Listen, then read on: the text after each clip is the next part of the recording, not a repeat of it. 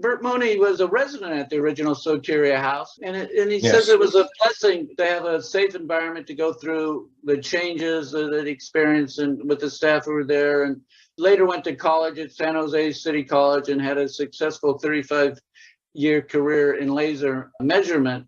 And so my question is, do you feel being randomly assigned to Soteria House rather than the psych hospital made a difference in your life? And if so, how?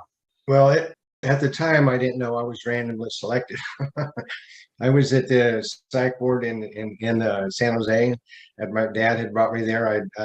He found me in an orchard after being up all night, and I started talking about all these spacey things and whatnot. And he took me to a counselor that eventually took me to the psych ward.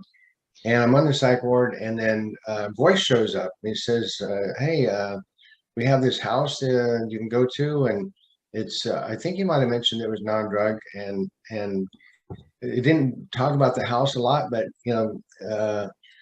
voice was this big teddy bear guy, and I just felt this immediate attraction to him as a almost like a father figure, and took me to the house, and I felt very comfortable there. The doors were unlocked. People weren't walking around with keys in their pockets and stuff like that.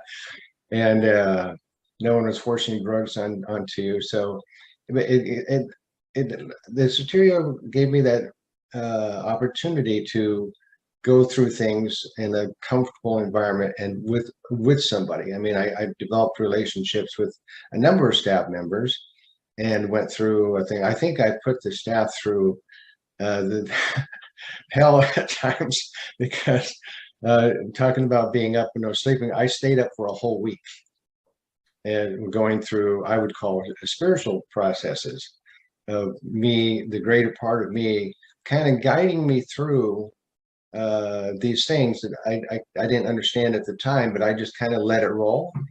And having that environment to do it in without being forced to do anything. Obviously, psych ward, the first thing they probably do is pick you up and throw you on a bed and medicate you. And Soteria, they just were with you and allowed you to freely go through these things that you go through. So, yeah, Soteria was a blessing. I didn't actually know that I was diagnosed as schizophrenic for a long time. I think maybe till I actually read the Soteria book. But yes, it was a blessing that I had that place and the people there that I formed relationships with, and like I said, the good voice said, the community of Soteria.